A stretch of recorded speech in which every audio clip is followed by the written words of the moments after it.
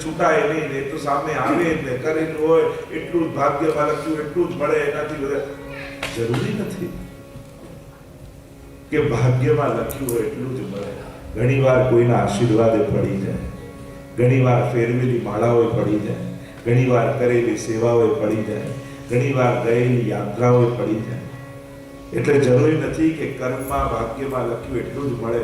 કોઈના આશીર્વાદ મળી જાય ને તો ભાગ્ય મળી જાય. સ્વયં ભગવાન ગીતાજીમાં કહે છે કે કર્મથી પણ મુક્ત થવાય છે. અહમ ત્વા સર્વ પાપેભ્યો મોક્ષયિષ્યામિ મા શુચિ સર્વ ધર્માન પરિત્યજ્ય મામ એકમ શરણમ વ્રજ. મારી શરણમાં આવો તો તારા કર્મોથી પણ તને મુક્ત કરું. એટલે કોઈ એમ કહેતો એ કર્મમાંથી છૂટાય જ નહીં, તો એ ક્યાં સમજવામાં ભૂલ કરે છે ગીતાજીને. અને ગીતાજીનું ફળ શું? આજે આપણે લોકો ગીતાજી આપણે કહીએ તો ગીતાજીમાં તો બધી જ વાત છે. તો ગીતાજી શેના માટે ભગવાને કહી? જ્યારે આપણે વિચાર કરીએ એનો સાર શું ગીતાજીનો, તો બધા પોતપોતાની રીતે સાર કાઢે. આપણે સીધો સાર કાઢવો તો શેની રીતે સમજાય કે ભગવાન અર્જુન પાસે કરાવવા શું ઈચ્છે છે. ગીતાજી કહી એમ ઈચ્છે છે કે તું આંખો બંધ કરીને ધ્યાનમાં બેસી જા, ઓમ ઓમ કર્યા કર. એ ઈચ્છે છે કે ચાલ તું યોગાસન ચાલુ કરી દે. એ એમ ઈચ્છે છે કે ચાલ તું યજ્ઞ કરવા માટે બેસી જા. ગીતાજીમાં બધાનું વર્ણન છે. ભગવાને બધી જ વાત કરી છે. કરાવવા શું ઈચ્છે? ભગવાન અર્જુન પાસે શું કરાવવા ઈચ્છે? અર્જુનને તો આ બધું કરવું હતું. યુદ્ધાય કૃત નિશ્ચય, યુદ્ધ કર અહંકાર છોડીને. એટલે જ સાર એ કહી શકાય જે છેલ્લા અર્જુનના વચન છે, નષ્ટો મોહ સ્મૃતિર્લબ્ધા તત્ પ્રસાદાન મયા ચ્યુત સ્થિતોસ્મિ ગત સંદેહ. અને સાર હવે આવે, કરીષ્યે વચનમ તવ. આ સારું, આ ખોટું, આ ધર્મ, આજે મારી બુદ્ધિએ વિચારું છું ને, સૌથી મોટો અધર્મ જ એ છે. ધર્મ એક જ છે, આપ જે કહો એ કરવું, એનું નામ જ ધર્મ. કરીષ્યે વચનમ તવ. આપે જે કહ્યું બસ એ કરવું, એ જ મારું કર્તવ્ય, એ જ દાસનું કર્તવ્ય. આ જ સાર હોઈ શકે ભગવાનના કયામાં રહેવું. મૂળ છેલ્લે તે સમજે હું તને કહું છું એ કર.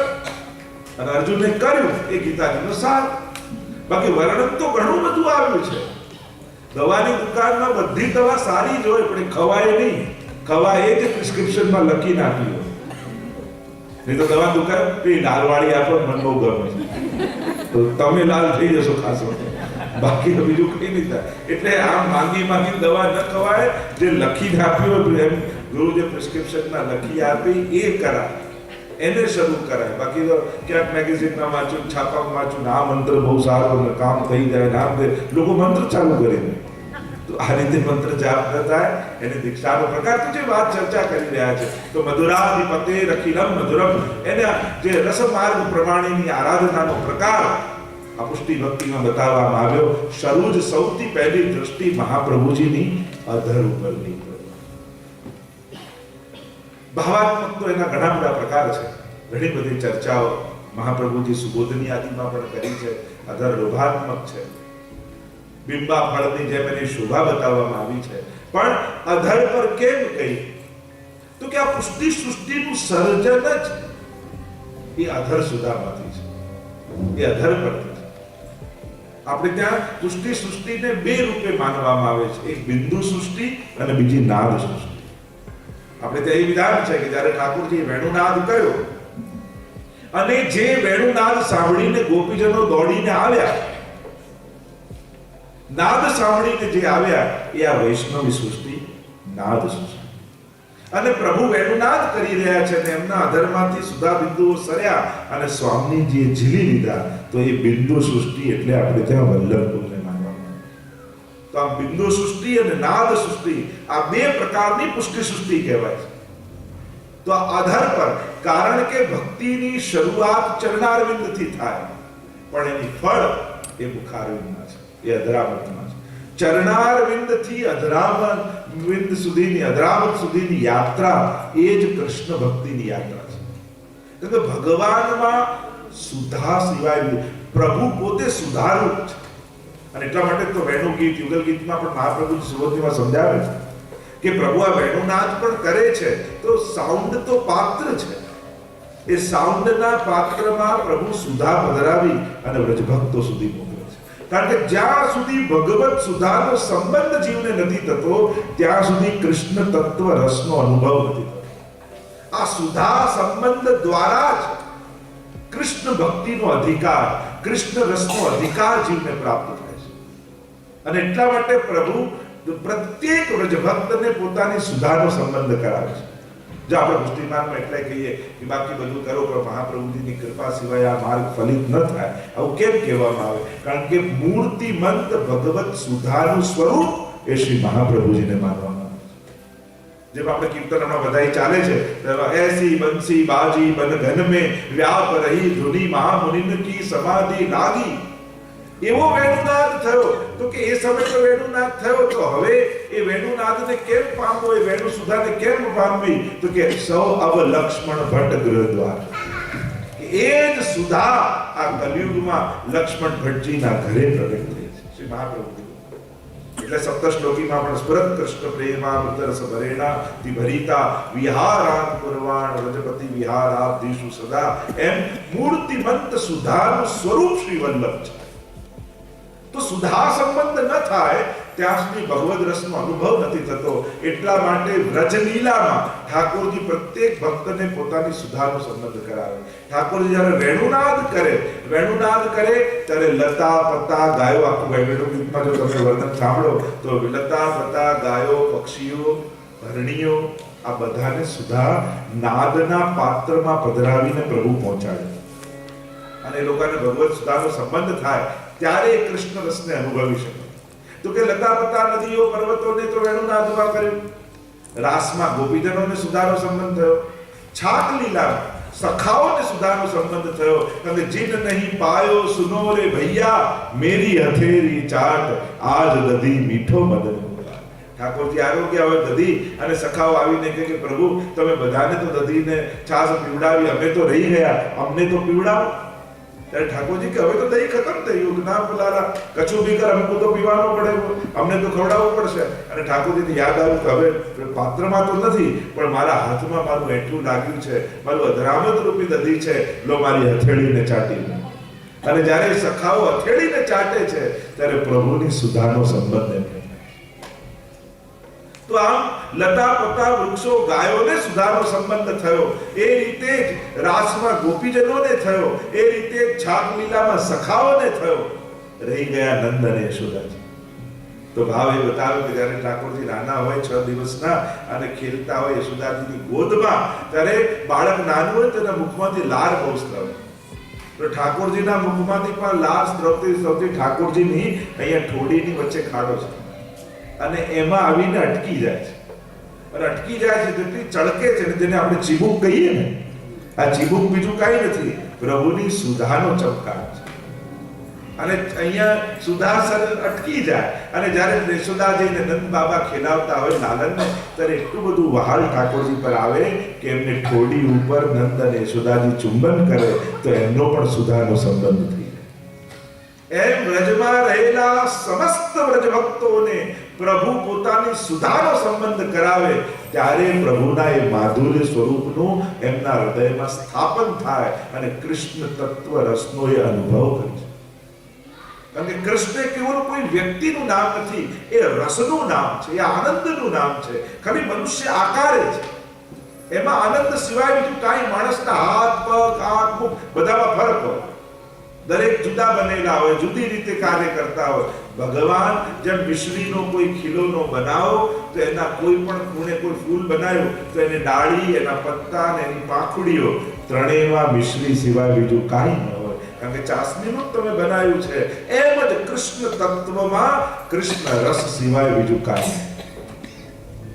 તો એનું દાન ઠાકોરજી સુધા દ્વારા કરે છે. ગોપી ગીતમાં પણ ગોપીજનો ગાય છે. કારણ કે કૃપા કરવાના 4 માધ્યમ ઠાકોરજીના છે. નેત્રો દ્વારા, મુખારવિંદ દ્વારા, હસ્ત દ્વારા અને ચરણારવિંદ દ્વારા.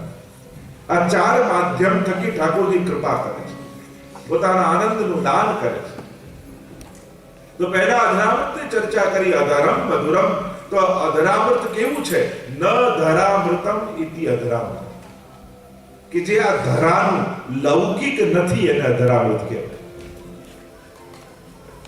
એટલે બધો પ્રસાદ કે પરસની યાદ અપાવે પ્રસાદ, કે આ સુધા તો તે અનુભવેલી છે, એની તે સુધી કરાવે ને પ્રસાદ. અને એટલા માટે આ અધરામણ સુરત વર્ધન પ્રેમને વધારનાર, શોકનાશનમ સંસારના સમસ્ત શોકનો નાશ કરનાર છે. અને એટલા માટે ખાસ કરી રોજ જો એમ તો કહેવાય કે બધું ભોગ કરીને લેવું, પણ બધું ભોગ કરીને ન લઈ શકતા હોય તો એટલું નક્કી કરજો જે પહેલું લઈશ એ ધરેલું હશે. મુખમાં દિવસમાં જે પહેલી વસ્તુ મૂકીશ એ ઠાકોરજીની ધરાવેલી વસ્તુ મૂકીશ, એવો સંકલ્પ કરી. કારણ કે વસ્તુ બધી પ્રસાદી ન કરી શકો. ચલો જીભને જ પ્રસાદી કરી લો, જો દેશ અડીને જાય બધું પ્રસાદી થાય. તો આખો દિવસ ધરેલું ન લઈ શકો તો પહેલું જે લઈશ એ ઠાકોરજીને ધરેલું હશે. અને એનાથી શું થશે તો કે સમસ્ત શોકોનો નાશ થઈ શકે. ઈતર રાગ વિસ્મરણમ નૃણામ, અન્ય સર્વ રાગોનું વિસ્મરણ કરી નાખ્યા અધરામણ. અને એટલા માટે ગોપીઓને બે જણા ઉપર બહુ ઈર્ષા, એક વેણુ ઉપર બહુ ઈર્ષા અને બીજું ઠાકોરજીની નાસિકા પર રહેલા નખવેસર પર બહુ ઈર્ષા. પૂછું કેમ ઈર્ષા કરો છો? કે અમારા ભાગની સુધા આ બંને લઈ જાય છે, જેના પર અમારો અધિકાર છે લાભ તો આ લઈ જાય છે. વેણુ ગીતમાં પણ ગોપ્ય કિમાચરદેમ કુશલમ સ્વવેણુ દામોદરાધર સુદામપી ગોપિકાનામ ભુંતે સ્વયં યદ વશિષ્ઠ રસમ રુદિન્યો ऋष्यत चोषु मुचस्तरवो यथार्या. वेणु गीत में गोपियां कहती हैं कि अरे ऐसा कौन सा तप, कौन सा धर्म ये वेणु ने किया जिसको हम नहीं जानती. गोपियों ने तक અમે શ્રુતિ રૂપા, અમે વેદ રૂપા, જેમ તો ઠાકોરજી અલૌકિક છે ને એમ ગોપીઓ પણ અલૌકિક છે. રાસ લીલા એ કેવી લીલા છે? જ્યારે પરીક્ષિત મહારાજને મોહ થયો કે ભગવાન કેમ આવું કરે છે, ત્યારે સુખદેવજી એટલું આ લીલાને તો સમજ, આ કોઈ લૌકિક નથી, ભગવાનમાંથી જ ગોપીઓ પ્રગટ થયા છે. આ હાથ આત્મ સ્પર્શેમાં કયો વિકાર છે? પ્રભુમાંથી, પ્રભુના મુખમાંથી સ્વામીજી, સ્વામીજીના મુખમાં ચંદ્રાવલીથી, અને આ રીતે સમસ્ત વ્રજભક્તોનું પ્રાગટ્ય છે. અને એટલા માટે જેમ પ્રભુ અલૌકિક છે એમ પ્રભુનું લીલા પરિકર પણ પરમ અલૌકિક છે. એમાં પણ લેશ માત્ર લૌકિક બુદ્ધિ નહીં કરવી. હું તો હંમેશા કહું ને, મંદિરમાં સફાઈ કરવાનું સામેણી હોય એને પણ પગ ન લગાવે.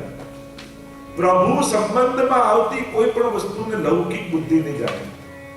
અને એટલા માટે ગોપીઓ પણ પરમ અલૌકિક છે એમ કહે. એમાં પણ લૌકિક એટલે સુખદેવજી તો કહું રેમે રમેશો વ્રજ સુંદરી વિયતા વક સ્વપ્રતિબંબ વિભ્રમ. કહ્યું કે આ રાસલીલા કેવી લીલા છે કે એક નાનકડું બાળક અરીસામાં પોતાના પ્રતિબિંબ સાથે રમતું હોય ને એવી આ નિર્દોષ લીલા છે. એક નાનકડું બાળક પોતાને અરીસામાં જુએ અને એને લાગે કે કોઈ બીજું કોઈ બાળક આવ્યું છે અને એની જોડે જેમ ખેલ કરતું હોય એ પોતાના પ્રતિબિંબ સાથે રમવાની લીલા એ જ આ રાસલીલા. અને આ ગોપીઓ બીજા કોઈ નથી, પ્રભુના જ હૃદયમાં રહેલા વિવિધ ભાવો ગોપીઓ રૂપે પ્રગટ થઈ અને પ્રભુ સ્વ આનંદને ગોપીઓના માધ્યમથી માણે છે. પ્રભુને જ્યારે પોતાના નિજ આનંદનો અનુભવ કરવો હોય ત્યારે આ બધાને આલંબન બનાવી, આધાર બનાવી અને ઠાકોરજી સ્વ આનંદને માણે. આ પ્રક્રિયા એ રાસલીલા છે. એટલે તો જ્યારે ગોપીઓ પણ આવી અને ત્યાં ચર્ચા થઈ છે કે ગોપીઓને કહ્યું ઠાકોરજી કે તમે ઘરે જાઓ, તમારા સ્વજન, તમારા બંધુ, તમારા પિતા, તમારા સખા તમારી પ્રતીક્ષા કરતા હશે, ઘરે જાઓ, તમારા પતિ પ્રતીક્ષા કરે. આ ગોપીઓ કહે છે કે આ જેટલા સગા છે એ બધા આ જન્મના છે, આ શરીરના છે, જ્યારથી આ દેહ ધર્યું. પણ પ્રભુ આપ તો અમારા આત્માના પતિ છો અને અનાદિ છો. જ્યારથી આત્મા હતો ત્યારથી આપ પતિ છો. બાકી આ દેહ ધર્યો તો આ થયા, ગયા જન્મમાં બીજા કોઈ હતા, એના પહેલા કોઈ બીજા હતા, આવતા જન્મમાં બીજું કોઈ હશે. દેહના સગા તો દેહ સાથે સમાપ્ત થઈ જાય છે, પણ આત્માનો પતિ બદલાતો નથી. એટલે અમારું સ્વકર્તવ્ય, સ્વધર્મ તો આપને ભજવાનું છે. અને પ્રભુ આપ કહો પાછા જાઓ, સ્ત્રીઓએ આમ આવું ઠીક નથી. પણ પ્રભુ આ વેણું સાંભળીને દેહ બુદ્ધિ તો ત્યાં જ પડી ગઈ. અહીંયા કોઈ સ્ત્રી નથી આવી, અહીંયા તો જીવાત્મા પરમાત્માને મળવા આવ્યો છે. અહીંયા તો અલ્પાનંદ પૂર્ણાનંદનો અનુભવ કરવા માટે આવ્યો છે. આપ જ અમારી ગતિ છો. આપથી જ અમે સફળ થવાના છીએ, કારણ કે અમે અંશ છીએ, આપ અંશી છીએ. અને આવી ચર્ચા થઈ છે એટલે અહીંયા ગોપીઓને પણ પરમ અલૌકિક માન્યા છે. હવે વિશ્વ સ્તુતિમાં તમે જુઓ, નૈષ્ઠિક બ્રહ્મચારી એવા ભીષ્મજી, જેણે સ્વપ્નમાં પણ આખા જીવનભર કોઈ સ્ત્રીનો વિચાર કર્યો નથી, એ પોતાના અંત સમયમાં ગોપીઓને યાદ કરે છે. લલિત ગતિ વિલાસ વલ્ગુહાસ પ્રણય નિરીક્ષણ કલ્યાણ